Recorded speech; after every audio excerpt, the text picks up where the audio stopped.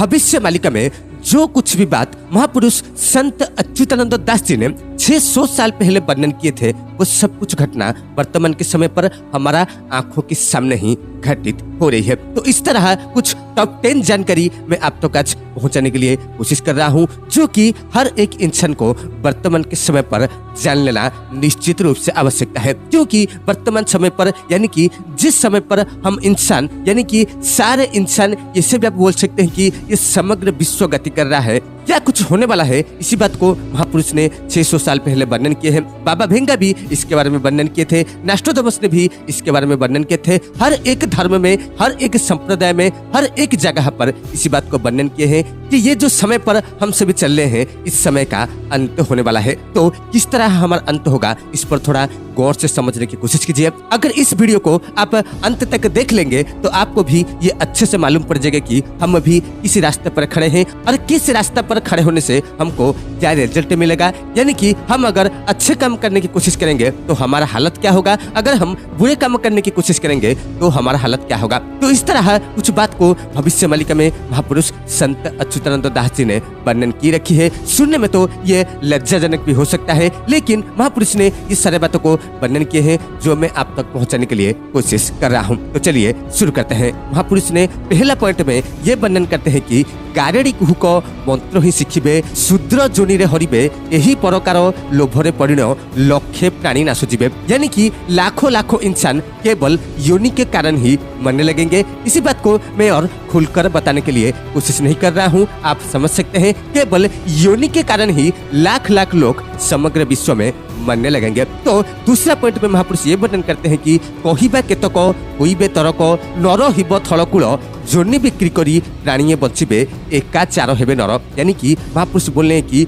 योनि को बेचकर इंसान बचने की कोशिश करेंगे। वर्तमान समय में ये घटनाक्रम हम सब अच्छे से जानते हैं, हम सब अपनी आंखों में भी देख रहे हैं, लेकिन इसी बात को 600 साल पहले महापुरुष ने वर्णन किए हैं। यानी कि हर एक इंसान एक जैसे हो जाएंगे, सिर्फ योनि के लिए ही लाख लाख लोगों की मृत्यु हो जाएगी। और इसके साथ महापुरुष ये भी वर्णन करते हैं कि योनि को बेचकर भी लोग पैसा इनकम करने की कोशिश करेंगे, और जो कि हमारा आंखों के सामने वर्तमान भी घटित हो रही है। तो 3 नंबर पॉइंट में महापुरुष ये वर्णन करते हैं कि सात्विक भक्ति कहार नथिब, अस्वातिक हेबे मता, आउ एणिकी की कहिबी गरुड़, ए रूपे एकली कथा। यानी कि महापुरुष वर्णन कर रहे हैं कि अनेक लोग आध्यात्मिक रास्ते पर चलने की कोशिश करेंगे, लेकिन कोई सात्विक मनोभाव लोग बिल्कुल भी नहीं रह जाएगा। सब कुछ तामसिक और अस्वातिक लोग रह जाएंगे। यानी कि लोग सब सात्विक भाव लाने की कोशिश करेंगे, लेकिन नहीं ला पाएंगे। तो 4 नंबर पॉइंट में महापुरुष वर्णन करते हैं कि पूजन लोकों को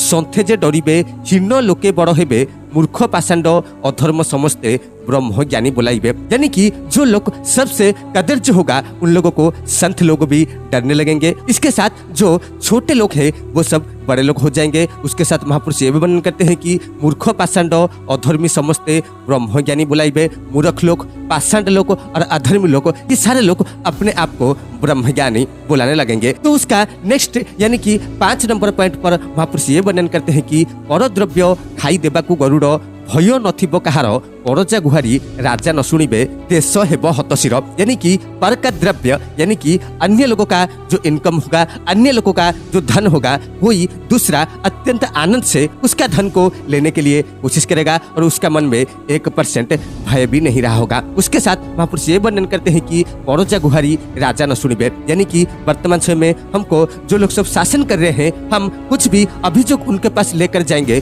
तो वो हमारा बात बिल्कुल भी नहीं मानेंगे। और ये घटना भी वर्तमान समय में हमारे आंखों के सामने हो रही है। जो गवर्नमेंट एम्प्लॉय है वो सब आंदोलन कर रहे हैं, जो प्राइवेट एम्प्लॉय है वो भी सब आंदोलन कर रहे हैं, जो साधारण जनता है वो भी सब आंदोलन कर रहे हैं कि ये जो सब चीज का रेट बढ़ गया है उसको नीचे गिराने के लिए लोग सब वर्तमान समय में कोशिश कर रहे हैं। लेकिन ये जो राजनेता सब है वो हमारा बात बिल्कुल भी नहीं सुनते हैं। इसी बात को महापुरुष इधर वर्णन भी कर रहे हैं। तो 6 नंबर पॉइंट में महापुरुष वर्णन कर रहे हैं कि धर्म कथारिटी काहारी स्नेह नथिब बनिता सुत अल्प वयसे अल्पायुष हेबे कोई बेटी प्राणहत। यानी कि धर्म का जो कथा है, धर्म का जो वाक्य है, धर्म का जो शब्द है, उसको सुनने के लिए कोई भी आग्रह नहीं रहने वाला है। उसके साथ महापुरुष ये भी वर्णन करते हैं कि अल्प वयसे अल्पायुष हेबे, यानी कि सभी लोगों का जो उम्र होता है वो धीरे धीरे घटने लगेगा, और जो कि वर्तमान समय में हमारा आंखों के सामने भी घटित हो रही है। तो नेक्स्ट पॉइंट यानी कि 7 नंबर पॉइंट में महापुरुष ये वर्णन करते हैं कि हीन लोक को जे शिष्य से करिवे अर्थ लोभरे टिपुण कुल आचार विचार न रखिबे तो ही करिवे भेदन। यानी कि जो कलिकाल का अंतिम समय में गुरु लोग जो है वो शिष्य करेंगे, किस तरह शिष्य वो सब करेंगे महापुरुष इसी बात को इधर वर्णन कर रहे हैं। जो शिष्य के पास ज्यादा पैसा होगा और जो शिष्य सबसे कदर्ज होगा उनको शिष्य रूप से ग्रहण करेंगे। केवल धन इनकम करने के लिए ये सब किया जाएगा। महापुरुष ये वर्णन करते हैं कि कुल का जो आचार विचार स्वभाव है, आपको कुल तो मालूम होगा, कुल का आचार विचार बिल्कुल भी खत्म हो जाएगा। तो उसके बाद 8 नंबर पॉइंट में महापुरुष ये वर्णन करते हैं कि कोई भी निर्धन जो प्राणी माने तांकू के ही न मानिबे। यानी कि जो लोगों के पास पैसा बिल्कुल भी नहीं होगा, जो लोग निर्धन होगा, उनका बात को कोई भी नहीं मानेंगे। उसके साथ सत्य कहिले ही मिथ्या तांको वचन तांकू के ही न मानिबे। यानी कि अगर वो लोग सत्य भी बोल रहे होंगे, जिसका पास धन नहीं होगा, जो आदमी गरीब होगा, अगर वो कोई सत्य बात बोला होगा तो उनका बात को कोई यकीन नहीं करेगा, उनका बात को कोई बिल्कुल भी नहीं मानेगा। और वर्तमान समय में हमारा समाज में, आपका आस पड़ोस में, ये विश्व में आप इस तरह का समस्या हर एक जगह देख भी सकते हैं। तो 9 नंबर पॉइंट में महापुरुष ये वर्णन करते हैं कि अगर ये 8 पॉइंट घट गया, यानी कि लोग सब जादू टोना करके योनि को हरण करने की कोशिश करेंगे। इसको आप भी समझ सकते हैं, मैं खुलकर बिल्कुल भी बताने वाला नहीं हूँ। उसके साथ योनि को बेचा भी जाएगा, जिसको आप वेश्यावृत्ति बोलते हैं। ये कितना मात्रा से हमारा समाज में हो रही है आप लोगों को अच्छे से भी मालूम होगा। सात्विक भक्ति जो है इसके पास नहीं रह जाएगा। उसके साथ मूर्ख, पाषंड और अज्ञानी लोग सब साधु बोलेंगे। लोग सब पर धन को हरण करने के लिए कोशिश करेंगे। जो राजा लोग हैं, यानी कि जो लोग हमको शासन करते हैं, वो हमारा बात भी नहीं मानेंगे। उसके साथ महापुरुष ये वर्णन करते हैं कि जिसका पास ज्यादा पैसा होगा उसी लोगों को ही शिष्य के रूप से ग्रहण करेंगे कलयुग का ज्ञानी लोग। अगर ये घटना सब घट गई तो उसके बाद 9 नंबर पॉइंट में महापुरुष सबसे खतरनाक चीज को इधर वर्णन कर रहे हैं। 9 नंबर पॉइंट में महापुरुष वर्णन कर रहे हैं कि दिनु दिन प्राणी दुख पाई बेटी सुख नथिब कहार काहाकू न मानी अमड़ा मारिबे पाप को नथिब डर। यानी कि ऐसा समय आ जाएगा कि सब लोग केवल और केवल दुख से रहेंगे। सुख जो है वो केवल लोग सुनेंगे लेकिन उसको कोई अनुभव नहीं कर पाएगा। उसके साथ महापुरुष ये भी वर्णन करते हैं कि कोई किसी का बात नहीं मानेगा। लोग सब पाप जो करेंगे वो बिना टेंशन के करेंगे, बिना सोचे समझे लोग सब कुछ कर डालेंगे। तो 10 नंबर व अंतिम पॉइंट में महापुरुष सबसे गुरुत्वपूर्ण जानकारी इधर वर्णन कर रहे हैं। काहारी विचारो नथिब गरुड़ कुल जाति न रहिब।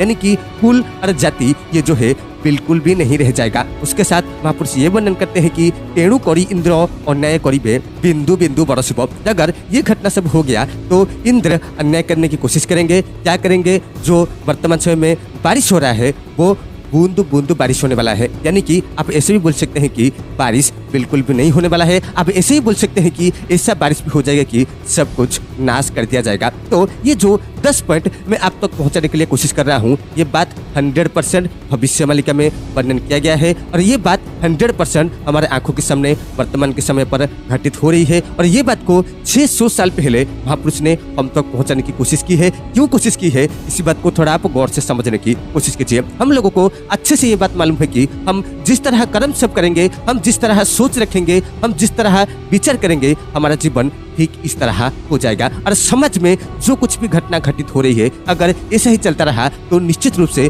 प्रभाव भी हमारे ऊपर पड़ने वाला है। क्योंकि आप देखिए, हम लोग सब इंडिया में रहते हैं। वर्तमान समय में पश्चिमी सभ्यता को हम लोग सब अपना रहे हैं। ये जो पश्चिमी सभ्यता था ये पहले पश्चिमी देशों में था। वर्तमान समय में जो सोशल मीडिया जमाना आ गया है, उनका रहन सहन देखकर हम भी उस तरह रहने की कोशिश कर रहे हैं। इसी बात को आप एक साधारण बात से भी समझ सकते हैं। वर्तमान समय में जो शादी सब हो रही है, जो भी पोस्टर सब लगता है, उसके अंदर आप शुभ विवाह जो एक शब्द हम पहले यूज करते थे, वर्तमान के समय पर वहां पर वेडिंग लिखा जा रहा है। यानी कि विवाह जो है वो एक तरह खत्म हो गया है।